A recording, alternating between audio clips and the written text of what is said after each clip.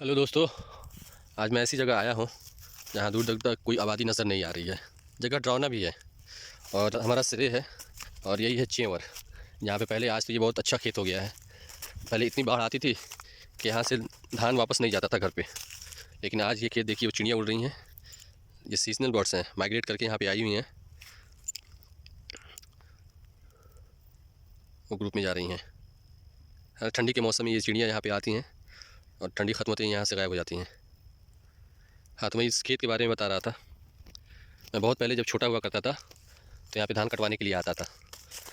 और जब मैं एक समय आया था तो उस वक्त उसी रात में कुछ लोग बाहर से कमा के आ रहे थे और कुछ डाकुओं ने मिलके उनका सामान सब छीन लिया था और यहीं पे पकड़ के खेतों में बांध दिया था और सारे सामान लेके भाग गए थे। तो उस वक्त वो शराब पिए थे, एक बोतल वहीं पे छूट गया था। तो मेरा जो जाना था वो उठा के लेके आया और उसने बताया ये दर्द का बहुत ही अच्छा दवा है, और उसने भी मला और कुछ लोगों को भी दिया था।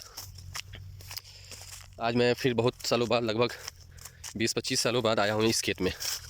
और लेकिन मुझे खुद नहीं पता कि वो खेत कौन सा है जो मेरा खेत है। आज तो ये देख रहे हैं बांध भी बंधा हुआ है। ये देखिए, ये बांध है, ये खर जो निकला हुआ है घास, यही बांध है।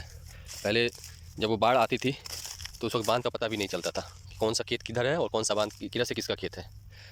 अभी मैं इंतज़ार कर रहा हूँ लोगों का जिन्होंने ये खेत रोपा हुआ है। ये धान लगा हुआ है और वो ट्रैक्टर वो आता है, मशीन आता है, उसी से ये धान दबेगा। और चूँकि ये बटाई पे है तो शायद 50-50 होता है, आधा आधा। मैं इंतज़ार कर रहा हूँ लोगों का, अभी तक वो आया नहीं। 9 बजे का टाइम दिया था और लगभग इस वक्त 11 बज रहा होगा। हाँ, 11:15 हो गया, 11:13 हो रहा है, लेकिन उनका कहीं पता नहीं है। अभी मैंने अपने चाचा को फ़ोन किया था उनका नंबर लेने के लिए, तो शायद उनके पास भी नहीं है, या फिर होगा तो अभी थोड़ी देर में वो देंगे मुझे। जब तक मैं इंतज़ार कर लेता हूँ। वैसे जो खेती करते हैं वो लोग हैं ईमानदार, और हम कभी आए नहीं थे उनके कहने पे। जब से बटाई दिएगा तब से कभी हम आए नहीं थे उनसे देखने के लिए। तो कल शाम में वो गए थे कि आज आइए खेतों में, वो धान वो निकाला जाएगा, देवरी होगा मशीन से। तो मैं उनके कहने पे आज आया हूँ।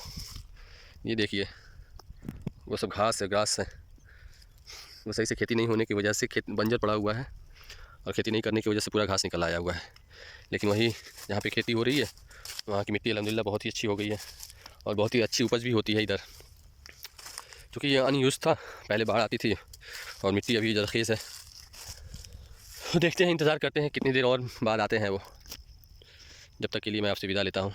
जब वो आएंगे, जब मशीन चलेगा, फिर हम उसकी रिकॉर्डिंग दिखाएंगे और बताएंगे कैसे यहाँ देवरी होती है। हमारे यहाँ की चेवर कैसी होती है। ये एरिया वो है जहाँ पे यहाँ से लेके दूर दूर तक आपको जहाँ नज़र जा रहा है, वो लास्ट में आपको दिख रहा होगा, कुछ घर दिख रहा होगा, वहाँ से वो गाँव ख़त्म होता है, वहाँ से ये सब शुरू होता है।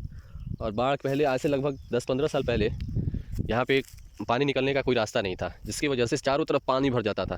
यानी कि ये ऐसा कोई जगह नहीं है जहाँ पे पानी नहीं नज़र आता होगा, और जिसकी वजह से यहाँ पे धान होना मुमकिन ही नहीं था, मुश्किल था, बिल्कुल नामुमकिन था। लेकिन अभी गवर्नमेंट ने स्टेप उठाया और सारे नाले नहरों को सफाई कराया और जितने भी कमज़ोर बांध थे सबको बंधवाया, जिसकी वजह से आज देखिए ये सब बांध जो दिख रहा है ना, ये वाली बांध, ये सब बांध है। पहले ऐसा होता था कि बिल्कुल जिस तरह ये समतल है ऐसे सब बांध हुआ करते थे। उस वक्त कोई भी ऐसा डनेर, जिसको हम लोग कहते हैं लोकल भाषा में डनेर कहते हैं, ये पतली सी बांध कहीं भी नज़र नहीं आती थी। अगर उस ज़माने में अगर कोई आया होगा तो वो बताएगा। मैं खुद आया हूँ, जब मैं बहुत छोटा था तो अपने भाई के साथ आता था, अपने घर वालों के साथ आता था ये सब देखने के लिए। और उस वक्त में ये ऐसा धान नहीं हुआ करता था। उस वक्त वो काला काला सा धान होता था, जिसको हम लोग यहाँ पे भोगाड़ी कहते हैं। काला धान होता था, पौधा होता था, लगभग 7 फीट 8 फीट 10 फीट हुआ करता था, लेकिन वो बड़ा होने की वजह से नीचे गिर जाता था। और उस वक्त सिर्फ कटाई होती थी उसका, एक हाथ लगभग 2-3 फीट उसकी बाली कटाई होती थी और बांध दिया जाता था। एक दफ़ा ऐसा क्या हुआ कि हम लोग आए थे अपने यहाँ धान कटवाने के लिए। हमारा धान कट रहा था, बगल में मेरे चाचा का है, और उसमें से धान एक तरफ से ये जाना लोग काट रहे हैं, दूसरी तरफ से कोई और आके काट के लेके 2 बोझा लगभग चला गया। तो ऐसा होता था। देखिए आज के ज़माने में अभी जो धान हो रहा है ज़्यादा से ज़्यादा 3 फीट 4 फीट होता है, 3 फीट होता है लगभग। यहाँ तो धान लगा हुआ है, ये सब बोझा बांध के वो सब लगाए हुए हैं। अब पता ना ये है या फिर वो खेत है, या तो तुम्हें लग रहा है शायद वही हो। 12 कट्ठा, अगर ये 12 कट्ठा है तो वो लग रहा है मुझे। मेरे चाचा का जो खेत है वो 12 कट्ठा है, और मेरा भी 12 कट्ठा होना चाहिए, लेकिन पता नहीं क्योंकि 50-50 शेयर हुआ है, 12 कट्ठा ही होना चाहिए। अब उनके आने पे ये तो मसूर लगा हुआ है इस खेत में, शायद यही लग रहा है। कह रहा था, चाना कह रहा था कि मसूर लगाना है। मसूर लगाए या फिर क्या लगाएगा, आने के बाद पूछता हूँ उससे। मुझे 9 बजे तक बुलाया था, अभी तक वो बंदा आया नहीं। लग रहा है यही बंदा है। नहीं, वो नहीं है, ये वही है। ठीक है, मैं जैसे होता है आप सबको बताता हूँ। जो बंदा खेती कर रखा है उसका नाम कारी है। हाँ दोस्तों, जैसे कि मैंने बताया, मैं चेवर में आया हुआ था और अभी मैं वहीं पे हूँ। तो एक मैंने खेत दिखाया आप लोगों को उधर चेवर में, बीच में एक और दूसरा 6 कट्ठा का खेत है। 6 कट्ठा का वो खेत पता नहीं, उस वो भी नहीं पता मुझे। अभी मुझे ज़्यादा उम्मीद लग रही है कि यही खेत है। यहाँ देखिए, वो एक छोटा सा घर बनाया गया है लकड़ी और पुआल से, और ये धान है जो काट के लगाया गया है। इधर ही कहीं शायद हो सकता है वो जो काला काला सा दिख रहा है ऊंचा, वहीं पे बहुत बड़ा सा वो मिट्टी का ढेर था, उसी से खेत पहचानता था मैं। लेकिन अब वो तो है नहीं, जिसकी वजह से कुछ पहचान में नहीं आ रहा है। तो आइए अभी मैं इस घर को दिखाता हूँ, कैसे किसानों ने अपना घर बना रखा है। ये देखिए, ये पुआल का घर बना हुआ है। ये देखिए, यहाँ पे रात में वो आग जला के सोया ताकि कोई जानवर यहाँ पे नहीं आए या कोई सांप वगैरह यहाँ पे नहीं आए। ये घर एक तरफ से खुला हुआ और चारों तरफ से, बाकी तीन तरफ से ढका हुआ है पुआल। ये सब बिहारी जुगाड़ है, बिहारी जुगाड़ से ये घर बना हुआ है। बिहार में बहुत ही जुगाड़ चलता है, अगर ये जुगाड़ ना चले तो फिर यहाँ पे अनाज नमूस। किसान बहुत सारे जुगाड़ करते हैं, उसमें से एक जुगाड़ ये भी है। देखिए ये रहा बांस का, ये यहाँ पे ये बांस का वो अंदर धंसा के ये घर बनाया गया, फिर ऊपर से पुआल फेंका गया है।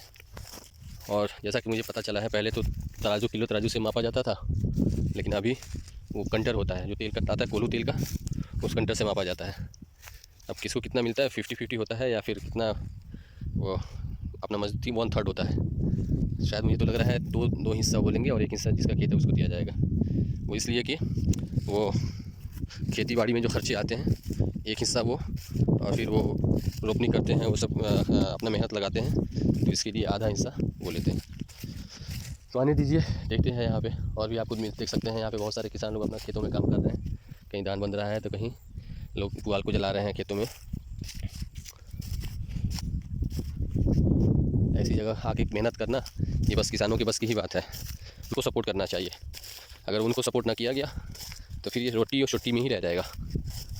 इज़्ज़त करो, किसानों की इज़्ज़त करो, किसानों की सपोर्ट करो। ये अंबानी और अडानी के सपोर्ट करने से नहीं, वो हमारी चीज़ों से, हमारी चीज़ों को, जो हमारे जो प्राइमरी प्रोडक्ट्स हैं वो सेकेंडरी बना के उसको यूज़ करके फाइनल प्रोडक्ट्स बना के हमको, जो हम लोग 5 रुपये में मिलता है वो लोग 10 रुपये। आज मुझे दाढ़ी बनवाना था, बाल कटवाना था, लेकिन देखिए अभी मौका मिलेगा, अभी तक वो आया नहीं। अभी हम लोग 30-32-35 की उम्र में हैं तो ये हालत हो गई है। और किसान तो लगभग 60-70 की उम्र में भी खेतों में बिना रुके मेहनत करते रहते हैं।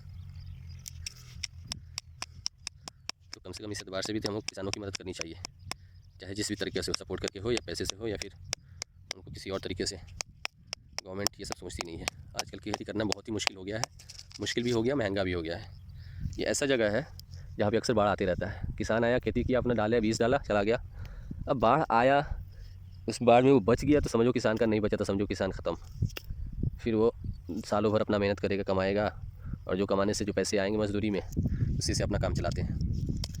तो सबसे बड़ा रिस्क हमारे किसान ले रहे हैं, सबसे बड़ा रिस्क, अपने प्लेट का रिस्क, अपने पेट का रिस्क हमारे लिए। हम शहरों में बैठे आसानी के साथ डीलिंग देते रहते हैं कि हम तुमसे बहुत ही सुपीरियर हैं, लेकिन सब सुपीरियर बने हैं किस लिए?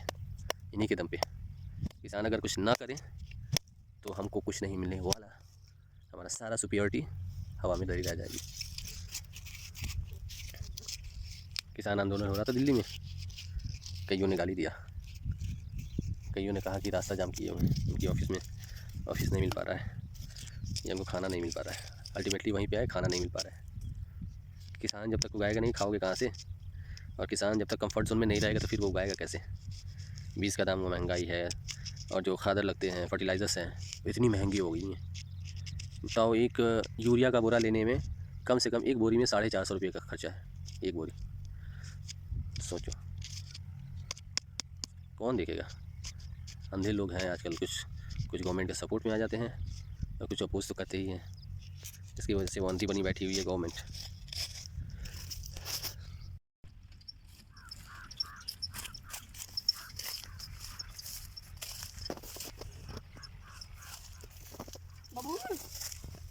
दान है ना, दुख जला नीचे पड़े है तो ना छंगी मेरे तो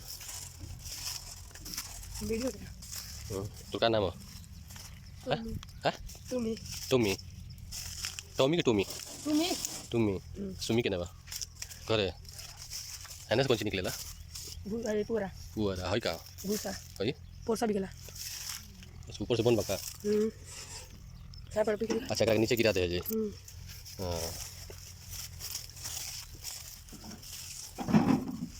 एक इस साली में कितना कमा ले बेटे हां तो अलग मिलेला हम यही पर आए नहीं हाँ ये लोग डालता हूं गुटिया कितना ये कॉपी 1 किलो मैं हमें दवाई तो मान लीजिए कौन सी रही होगी हम ज़्यादा किलो 500 रही होगी तो तेरा कितना मिली 500 में मिल जाएगी 2 किलो बस 10 के कहता है मुझे कहता का रे आए मोबाइल देख बुलाता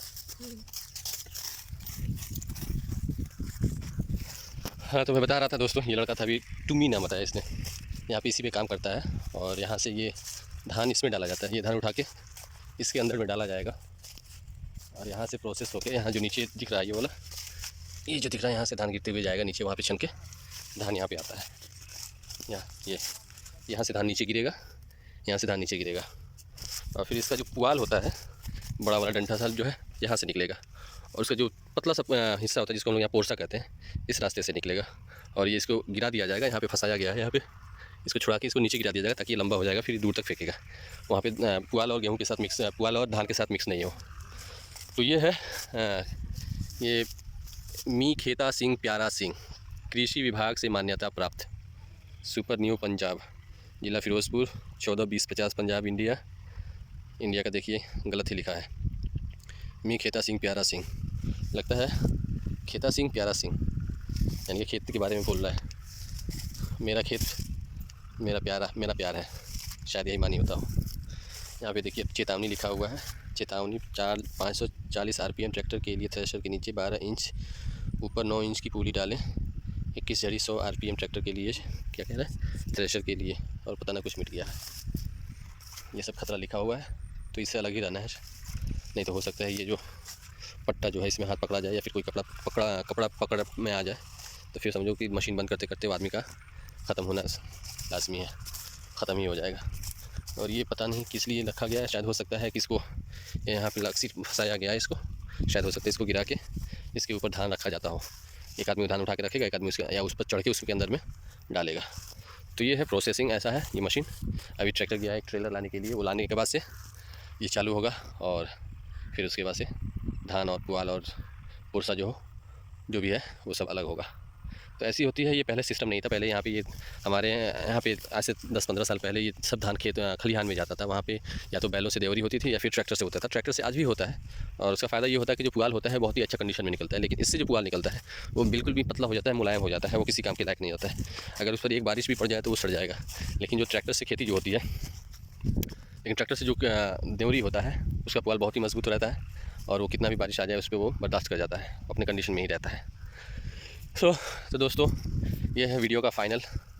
देखिए मैं इस साइड से आया था इधर से इस कोने पे मेरा घर है ये पूरब साइड में वहाँ से जो छोटे बच्चे आ रहे हैं जो बच्चे आ रहे हैं बाइक जो दिख रहा है उधर से मैं आया था ये खेत होते हुए एक रास्ता पहले यहाँ तक रास्ता नहीं था पहले वो जो पेड़ जो दिख रहे हैं बस वहीं तक ये पेड़ भी नहीं थे बस एक वो था नीम का पेड़ वो यहाँ पे छियासी के लिए एक नीम का पेड़ हुआ करता था और ये जो पेड़ दिख रहा है ये बरगद का पेड़ बहुत ही खूबसूरत था पहले लेकिन अब तो थोड़ा सा इधर उधर हो गया डाली बहुत निकल पूरा सॉलिड फॉर्म में था ये बरगद तो पहले छोटा था लेकिन अब थोड़ा सा ग्रोथ हो गया इसके अंदर में बहुत बड़ा हो गया है तो ये थोड़ा सा बेडअप सा हो गया है स्ट्रक्चर इसका ख़राब हो गया है। और ये है मेरी बाइक अब वो आएंगे तो मेरे पास वक्त अभी बहुत ही कम है जाना है बाल भी कटाना है दाढ़ी भी बनवाना है और कल से स्कूल भी जाना है मैं पढ़ाता हूँ। तो एक बार फिर मैं आपको चैवर का सैर करा देता हूँ। ये देखिए ये पूरब साइड का है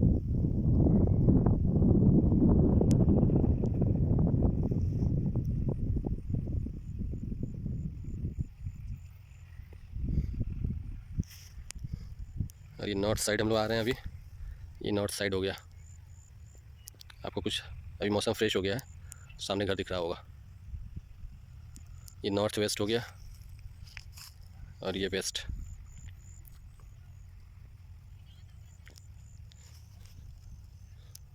ये साउथ वेस्ट और ये साउथ, और ये सूरज है। मेरे कैमरे में तो नहीं दिख रहा है ये सूरज, अब रोशनी की वजह से लंबा सा लकीर दिख रहा है कैमरे में, स्क्रीन पे। तो मैं आपको एक बात बता देता हूँ। जाड़े के दिनों में अक्सर देखेंगे आपका जो सूरज निकलता है वो सदर्न साइड में ही निकलता है, यानी कि हिंदी में उसको दक्षिणायन कहते हैं। दक्षिण की तरफ से होते हुए, झुके हुए से निकलेगा। और आपको तो पता ही है, पूरब में सूरज निकलेगा और पश्चिम में डूबेगा। और बाकी ज्योग्राफी आप पढ़ते रहिए और समझते रहिए, और किसानों को सपोर्ट करते रहिए। चाहे कभी भी मौका आए, किसी भी हालत में रहे, हमेशा किसानों की सपोर्ट करें। बिना किसानों के सपोर्ट के आप अनाज नहीं उगा सकते, अनाज नहीं खा सकते। खेतों में वो मेहनत करेगा तभी हमारा पेट भरेगा और आपका पेट भरेगा। तो आइए इसी के साथ हम इस मशीन का जो हमारा काम आसान कर दिया है इसका प्रचार कर देते हैं। सुपर न्यू पंजाब, आपका ये नंबर दिया हुआ है, ज़िला दिया हुआ है, लेकिन शायद मोबाइल नंबर नहीं दिया गया है। अगर होता तो आपको और आसान हो जाता ऑर्डर करने के लिए। ठीक है, जब तक के लिए बाय बाय। अगर आपने अभी तक चैनल को सब्सक्राइब नहीं किया है तो कृपया सब्सक्राइब करें, लाइक करें, वीडियो को लाइक करें और कमेंट ज़रूर करें।